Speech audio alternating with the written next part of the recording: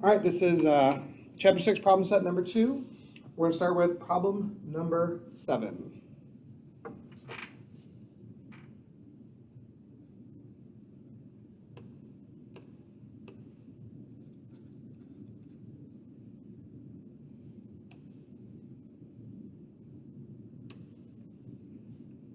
Problem number 7 says, a person pushes horizontally with a force of 220 newtons on a 55 kilogram crate to move it across a level floor.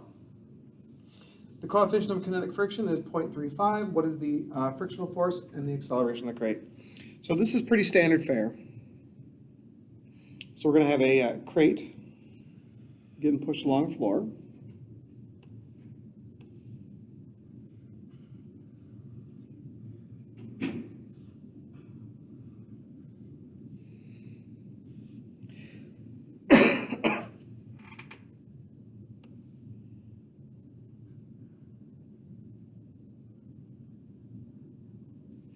All right, so this is the hand that's pushing it across there. So the force, it says, is 220 newtons pushing force, and the crate, it says, is 55 kilograms. All right, so standard, we have the picture. Now let's draw the force diagram. So this is the weight, we call that mg. We're going to use g as 10 for simplicity here. All right, as I go to draw this, one thing I'm realizing is that there are no other up and down forces. So this is the normal force, and since there's nothing else up and down, we're going to infer that this is also 550 newtons.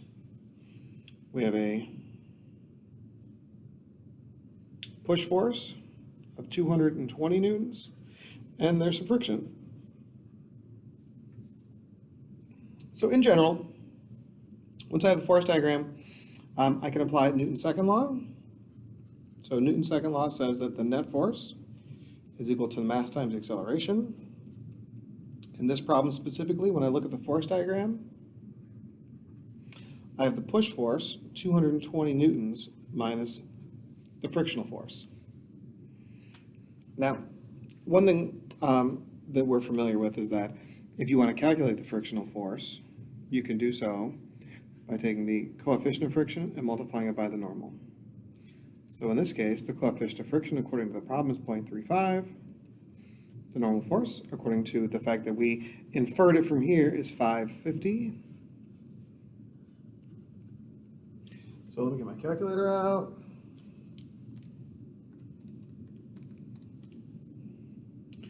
So this is 192.5 newtons worth of frictional force. Now, that's good because it's less than the 220, so I know the block is accelerating.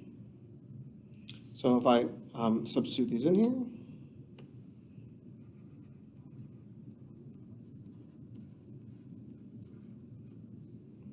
so the mass is 55 times acceleration, 220 minus the friction, 192.5.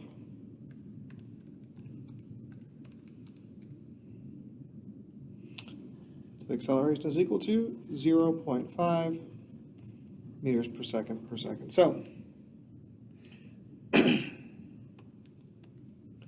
frictional force is 192, acceleration is 0.5.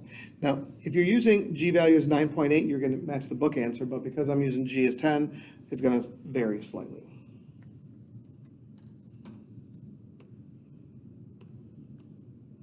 All right, let's look at problem 11.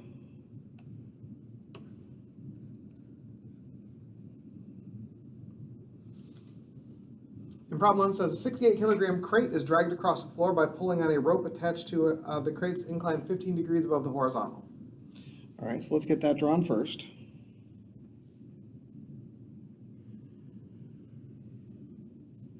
Here's the ground. Let's make the crate.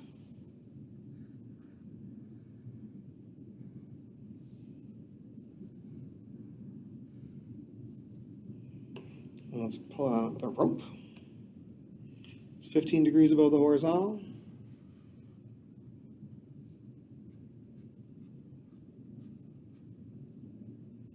Okay, so this angle inside here, 15 degrees.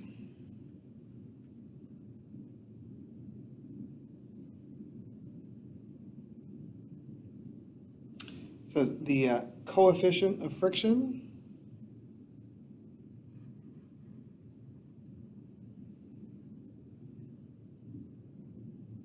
is 0.5. Now that's a coefficient of static friction because it's not moving. That'll be important. The crate has a mass of 68 kilograms. So it says, if the coefficient of static friction is 0.5, what minimum force magnitude is required from the rope to start the crate moving? All right, so in essence, what we're solving for is we have to solve for T, the tension here. So what force from the rope? All right, so let's draw the force diagram. So anytime you're doing a force problem, it's so important to draw the force diagram. So there's the weight, that's mg. Now, here's the tension. We don't know the size of this, but we do know it's being pulled up and to the right. So when I draw the force diagram, so this is the T, we'll call this Ty, and we'll call this one Tx. So it's not moving, right? That's the whole thing, is it's not moving yet. So it wants to know when it's going to start moving. So what we solve for is the maximum amount of friction before it starts moving. And so, or the maximum amount of tension. So when you draw this, the forces still need to balance. Now, the thing about this is that oftentimes the weight and the normal force are equal, but here there's a little bit of extra up force already from the pull. So the tension, or the normal force, is actually less than the weight here, which is going to be important. All right, so there we go. So here's our force diagram. If we do some Newton second law statements, one thing I can say is that the net force in the y direction, well, what I got going on in the y direction, there's no acceleration. So what do I have here? I have n in the up direction, I have ty in the up direction, and I have mg in the down direction. So if I want to calculate the normal force, I could say the normal force is equal to the weight minus the tension in the y direction. All right, what about the x direction?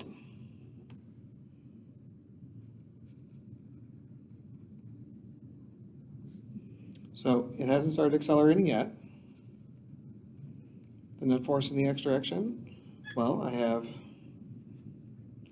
Tx minus the friction. So therefore, the frictional force is equal to the T in the x direction. All right, so those are some just general statements there. And so eventually I have to solve for the tension here. Now, the thing about the tension, if you look at the tension, I know if I want to calculate the tension in the x direction, right? That's the tension, this is the tension in the x direction. This is the adjacent side. So this would be T cosine theta, and the T in the y direction would be T sine theta. What else do I know? Well, I know there's a coefficient of friction, so I know my frictional force is equal to the coefficient of friction times the normal force. And so I have 1, 2, 3, 4, 5 different equations that I'm going to put together to solve for the T. I have to solve for capital T here. So let's start with this one down here.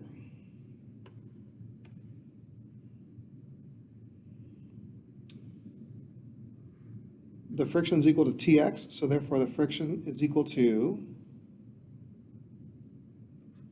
T cosine theta.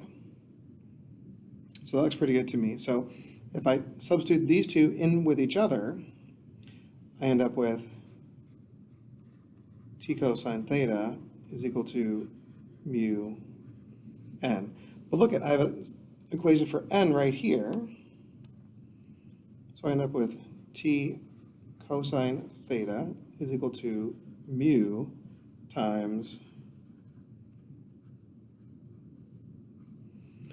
But the nice thing about this is Ty, I have an expression for Ty up here.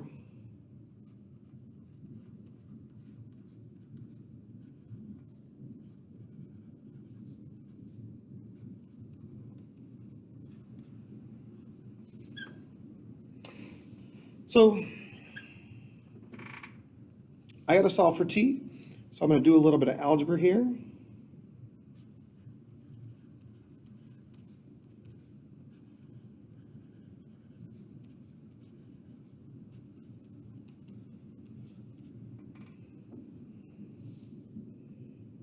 So this is an algebraic expression, but I think I have everything I need here. So I have theta, I have mu, I have m, I have g, I have mu, and I have theta. So it might be easier here if I plugged in these values and then just solve directly. So let's try that out and see how it goes. So cosine 15.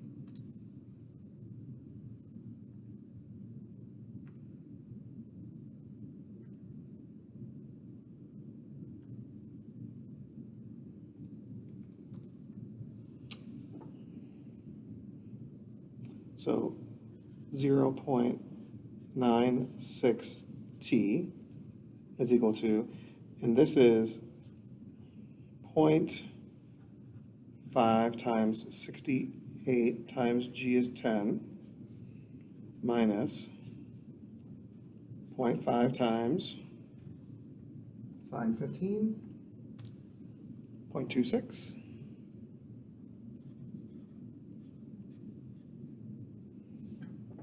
So I'm going to subtract that from both sides.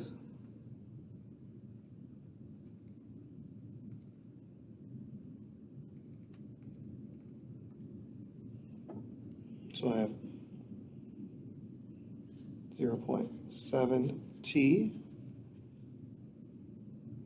Oh, that's a typo. Just kidding. I forgot the 0.5 here.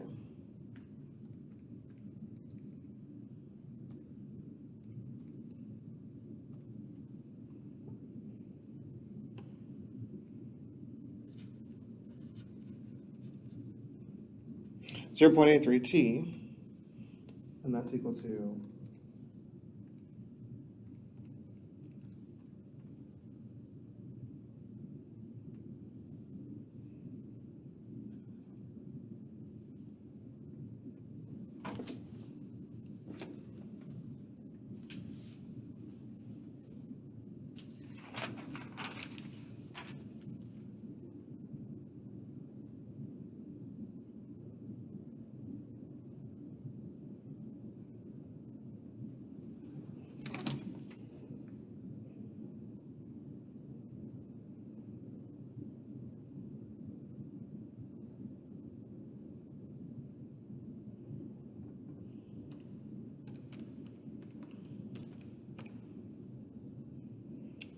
340. So if I divide both sides by 0.83, I end up with t is equal to 400, and we'll call it 410 newtons. So that is the normal for, or that's the tension that is the maximum tension before it starts to move.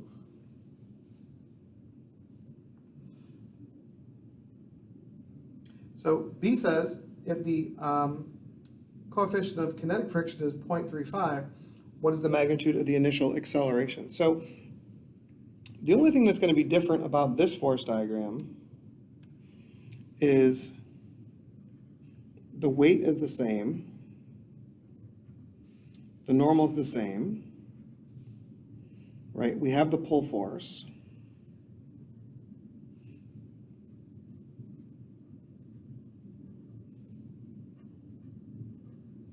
But the friction is going to be less, because this time it's accelerating to the right. So if I put the values in, the tension, according to what I wrote, was 410 newtons. The weight is 680 newtons.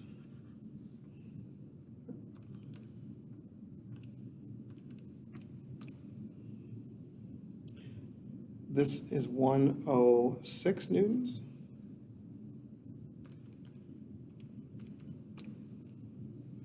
This one's 396 newtons.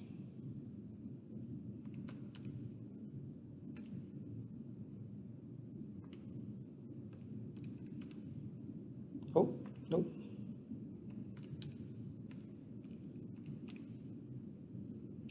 This normal force is 574. And I got that because the total down is 680, so the total up needs to be 680. So 106 plus 574 is 680. And then so how am I going to calculate the frictional force? Well, again, it's equal to the coefficient of friction times normal. Now this is the kinetic friction. That's fine. So if I solve, it says it's 0.35 times the 574.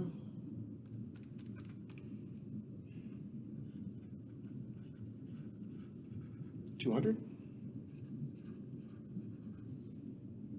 So net force is equal to mass times acceleration. The net force is equal to 68 times acceleration. It's equal to the Tx minus F.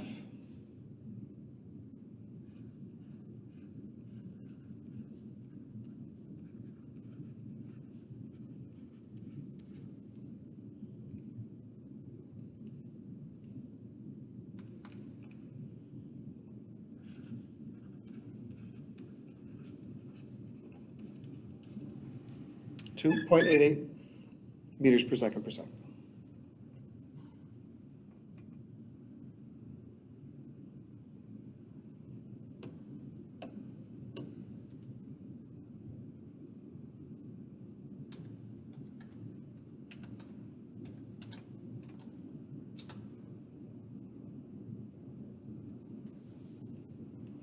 Okay, let's look at problem.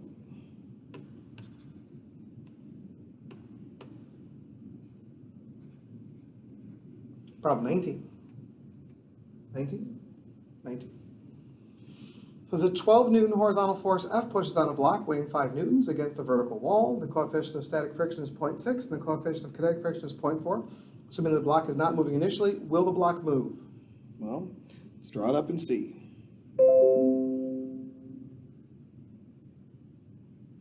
So here's our wall. Okay.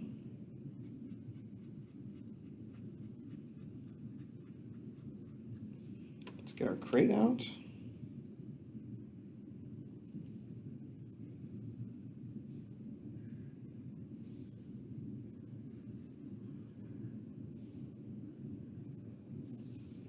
Now we're going to push it with a force. Now I'll draw my cute little hand again, but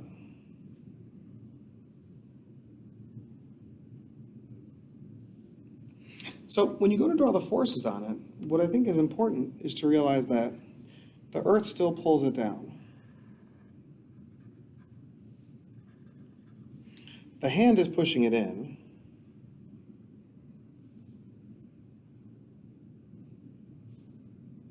So this is the push. The wall is pushing it out because there's no acceleration in the horizontal direction. So this is the wall. And then it's not sliding down. So this is the wall also. But this force by the wall is the friction because it's not sliding. This force from the wall is the normal force because it's the perpendicular force. And so you look at these and this is basically our force diagram. All right, so let's consider the vertical and horizontal directions. F net in the y direction, well, it's equal to the friction minus the weight. Okay, so let's just keep that like that for now, and let's look at the horizontal direction.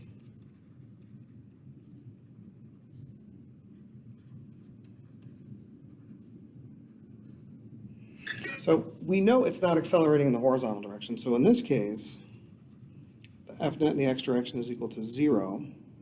Therefore, the push is equal to the normal force, and the normal force is equal to 12 newtons. That's going to be important in our friction calculation later. Yeah, it says this was, in the problem it said 12 newtons. It also says a block weighing 5 newtons. So this is a box that weighs 5 newtons. Now, that's important because this is 5 newtons here, which means that the mass is 0.5 kilograms. Now, if you use the G value as 10, you get 0.5. If you use it for 9.8, you get something else, but this is close. Okay, so in order to answer this problem, we need to compare the frictional force to the weight. So what do we know about our frictional force? Well, our frictional force is equal to the coefficient of friction times the normal. It says the coefficient of static friction is 0.6, and when I look at the normal force here, it's 12. So the coefficient of static friction and the frictional force is equal to 7.2 newtons. So this is the maximum, this is what we call the Fs max. So given this normal force of 12, this is the maximum friction that can be there. But that's only in response to this. And what that means is that right now there's only a downforce of 5, so it's only responding with 5 newtons. It could respond with as much as 7.2 newtons, but it only needs to do 5 right now. So because the static friction is more than the weight, it will not slide.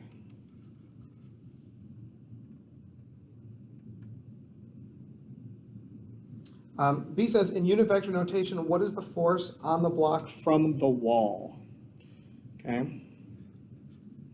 So this is the force from the wall. Well, consider for a moment that the force from the wall, that is a vector, is both the up force and the left force.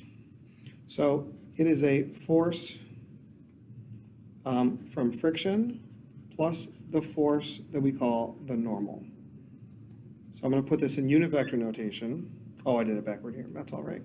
So I have negative 12I plus 5J hat.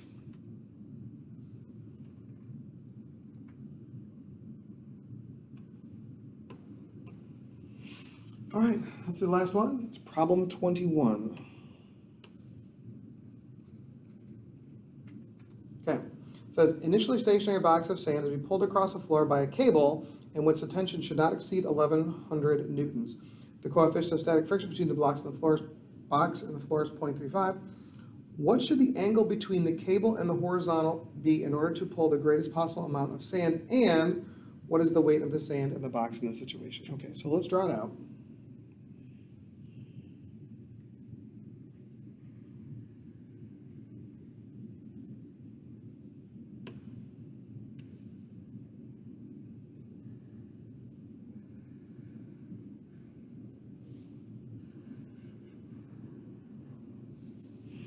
Okay, we're going to pull it.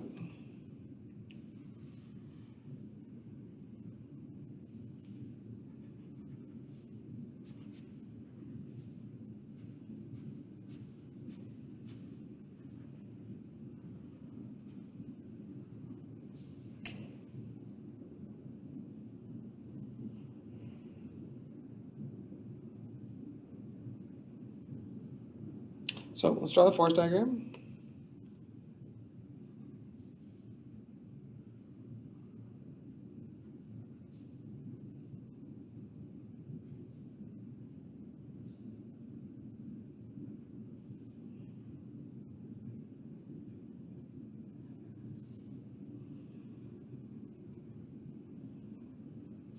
Normally I try to make these match, but I couldn't match them that time.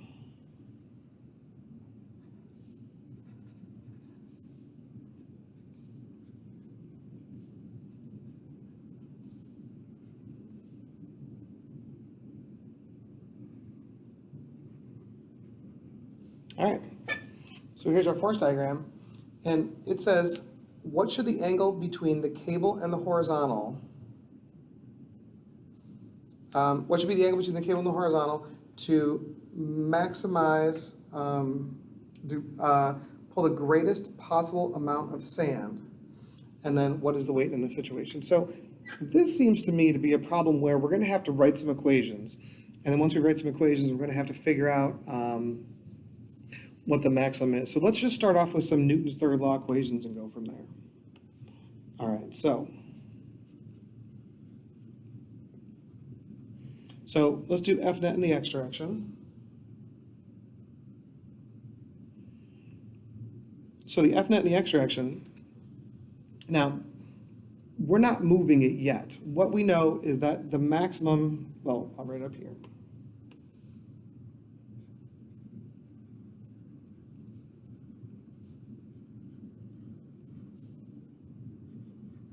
Okay, so the T max is 1100, so we can't go bigger than 1100. That's going to be important for us in a second. All right, so F net in the x direction. Well, I have two things. I have Tx and I have F.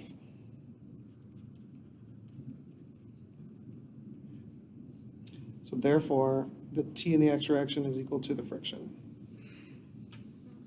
Again, if you look up here, we'll notice that the T in the x direction is equal to T cosine theta, and the T in the y direction is going to, you can see it here or here. T in the y direction will be equal to T sine theta. It's pretty standard fare. Therefore,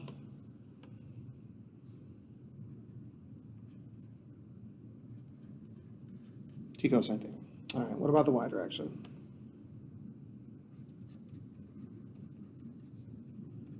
Well, in the up direction, we have the normal, the T and the y, and the down direction, we have the mg. It's not accelerating up or down.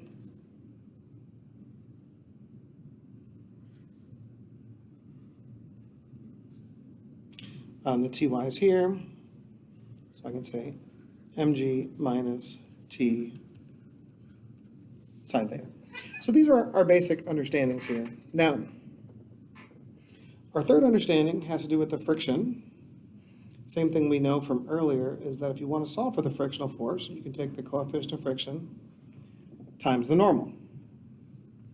I think that's going to help us relate these two ideas here. So, if F is equal to T cosine theta, so what if I substitute this in there? I end up with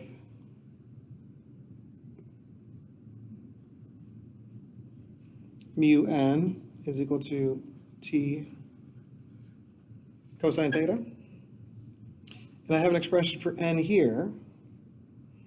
So I can say that mu times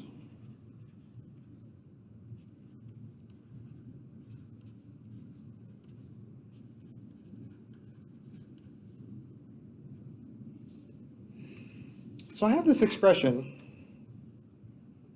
and what I'm going to do now is I'm going to, basically I want to, because I'm solving for theta, okay, I want to get all of my thetas on one side, because the question is, what is the maximum angle here? So I'm going to have to do a little work, a little bit of algebra, and distribute some stuff here. So I have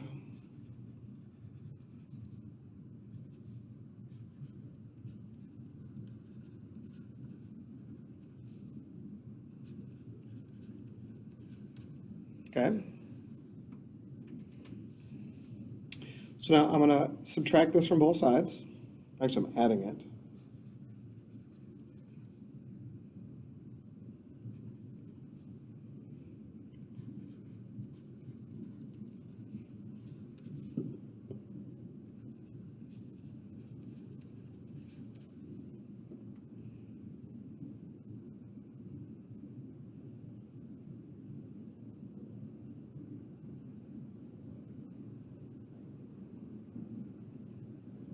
So what I know here is that the maximum tension here is 1100.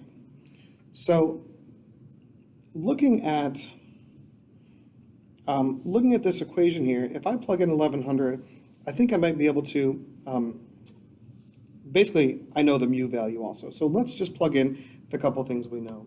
The things that we know here is I know the mu value, I don't know this, I do know the g value. I know the mu value, I know the T max, and I know the T max. So let's plug these in and see if we can't make this a little bit prettier to work with. So it says the mu value is 0.35, so I'm going to move this all the way up here. okay, times m times 10 for g is equal to, well, this is 0.35 times 1100.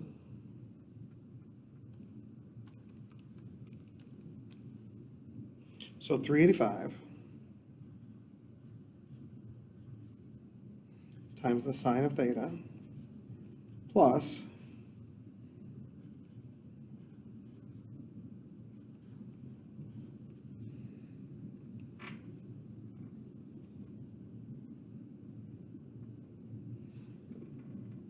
now, this is where things get a little, dicey. This is where things get a little dicey. So I have this expression here, and what I'm going to try to do is I'm going to try to put this into a graphing calculator and see if there's a maximum value. So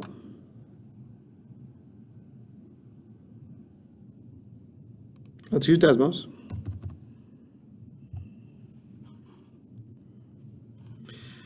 So I'm going to graph y is equal to, and basically I have 385 times the sine of x plus 1100 times the cosine of x. All right, so this is a weird thing. So let's set the, so this is going to work in radians. So my x is going to go from 0 to, we're going to call it 1.57. Now 1.57 is like 90 degrees in radians. And my y values, let's go from 0 to, let's say, 1500. And when you look at that, we can see that it's going to be a maximum somewhere. All right, so here's our maximum. So it's maximum occurs at 3367 and 1165.42. Okay, so this is 3367. Okay, so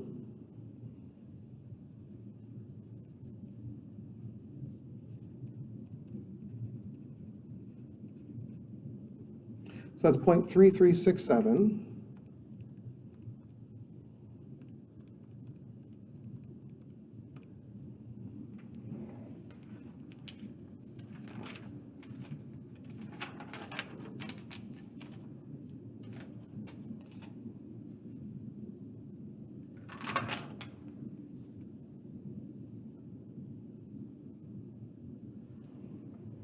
And that's equal to, that's equal to, I have 19.3 degrees. Okay, 19.3 degrees. Because again, this is given to you in radians. Okay, and then if I go back and look here,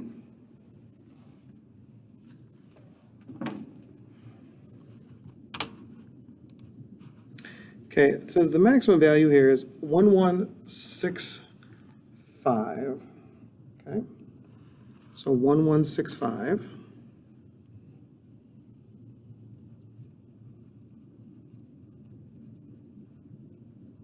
Okay.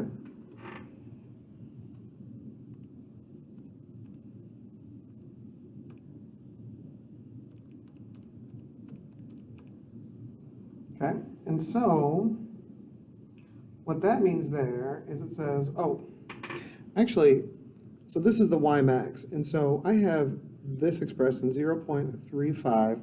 Now I have m times 10 here, but I'm going to put this mg, because remember, this is the weight. This is actually what it's asking for. I thought it was asking for the mass, but it's asking for the weight. So I have here 1165 as your maximum value. I'm going to set that equal to 0.35 mg. If I divide both sides by 0.35, I have the maximum weight then at that angle is 3329 newtons. All right, that's it.